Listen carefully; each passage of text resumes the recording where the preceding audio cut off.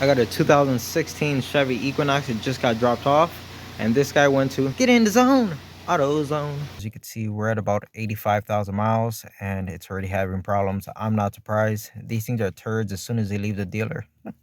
So here we have our sheet with our code on it. We got a P0014, super common on these dang Chevys, these 4 cylinders. Exhaust camshaft position, range, performance. And what do they sell you at AutoZone? Of course, the intake and exhaust cam solenoids.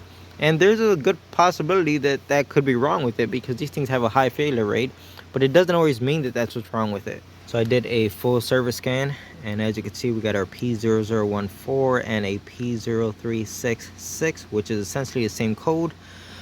So yeah, as you can see, we got a check engine light, and the owner said that the change oil light keeps popping up. And I told him, well, did you change the oil? He's like, no, I just wanted you to look at it first. I'm like, oh, okay.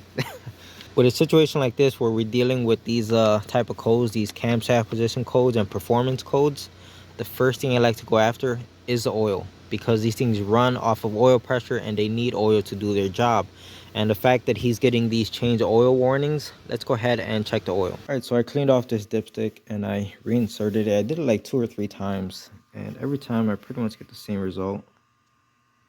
I know it's going to be hard for you guys to see, but that dipstick is not reading any oil. It doesn't mean it's completely dry. It just means that the oil level is below what the dipstick can pick up. But the fact that the oil doesn't read on the dipstick, of course, it's very low.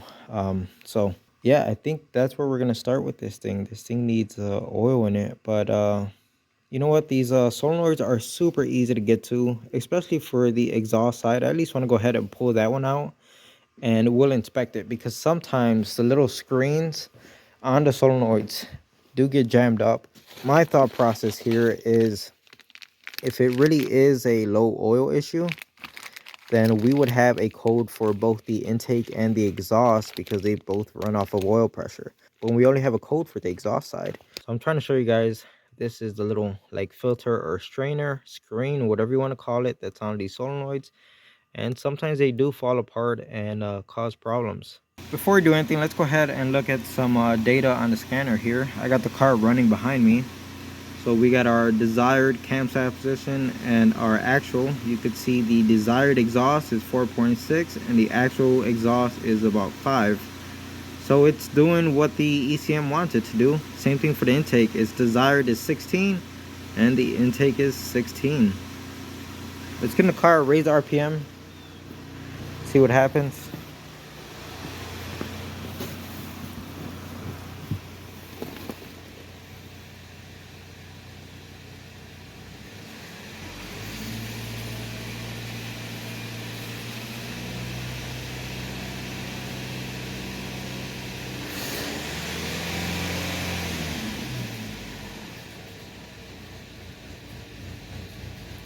Oh, there it goes right there. It's not happy. It's idling funny after letting off of the throttle.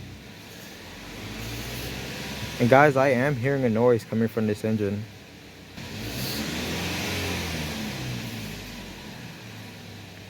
If you ask me, those original solenoids seem like they're doing what they're supposed to be doing. All right, so this is going to be the exhaust one on the back side with the black connector. The intake has a white connector or gray. As you can see, I removed the bolt down there, but I haven't pulled out the solenoid yet. But what I'm seeing is rust down there, so hopefully you guys can see it. So it doesn't necessarily mean that the solenoid is bad, but whenever you see rust on components like this, it's never a good idea, because that rust ends up creeping on inside of the solenoid and cause problems. So let's go ahead and get this thing out of here. So here goes the old part next to the new one. And I'm not seeing that strainer or that filter damage in any way. It's still intact.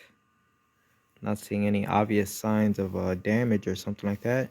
I grabbed my meter and I did an ohms test. So this one's reading about 12 ohms. The new one is reading about 10 ohms. So not too far off from each other. I just got off the phone with the owner, and he wants me to go ahead and change the oil and change both of the solenoids. I'm sure he's being a little optimistic and hoping that this will fix his problem. But realistically, this could very well need a timing job done.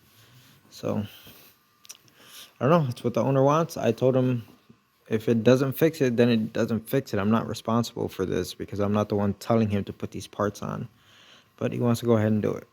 So I just pulled out the intake solenoid, and if we look closely right here, there's like a chunk of, I don't know what this is. See that black thing right there? I don't know if it's plastic, if it's carbon, what it is. But there's another piece right here at the bottom. There's a smaller one right above. And then right next to it, there's like a piece of metal. It's almost like a wire strand. And it's free because it moves around if I touch it. That's not good. This type of crap should not be in your engine. I don't know. Just doing what the customer wants. Even though I don't think there's going to be a nice outcome. Alright, so I just pulled out the oil filter, guys. And I'm looking here in the pleats. Guys, there is metal debris in these pleats.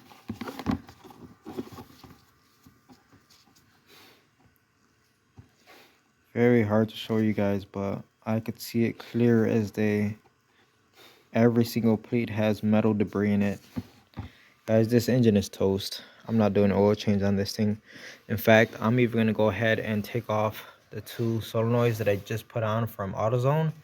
I'll clean them up real good, and hopefully if he doesn't get a employee at AutoZone that's real picky, they'll be able to return them with no problems at all. But yeah, I'm not doing anything on this car. This engine is no good. I'm not gonna do an oil change, put these parts on this guy and tell him, yeah, come pick it up, drive it around, and by the way, here's your bill, and just lie straight to his face and, oh yeah, we could keep doing this, and throw parts at it. And no, this engine is no good, guys. We saw the metal shaving stuck in the solenoid, and now all the metal debris I'm seeing stuck in this filter right here. Look at that, right? You could see that, right? It's pretty bad, guys.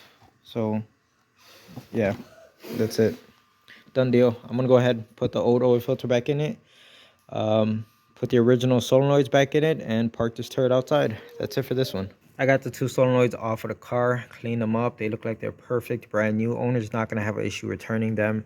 For anyone who's concerned with this, I did not start the engine with these solenoids in place, so none of that contaminated oil or oil with debris in it was ever forced or pushed into these solenoids. So it's not an issue, guys. Trust me, they're going to be fine. I cleaned them off very well, and they should be all set. I'm going to go ahead, park it outside, let the owner come pick it up, and like Eric O would say, put a fork in it because she's done.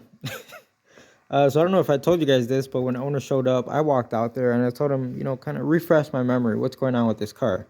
And he's like, well, it keeps telling me like oil load, change oil, blah, blah, blah, right? And I looked at him and I told him, well, did you change the oil? No, I just wanted you to look at it first before I change the oil to see if that'll fix the problem.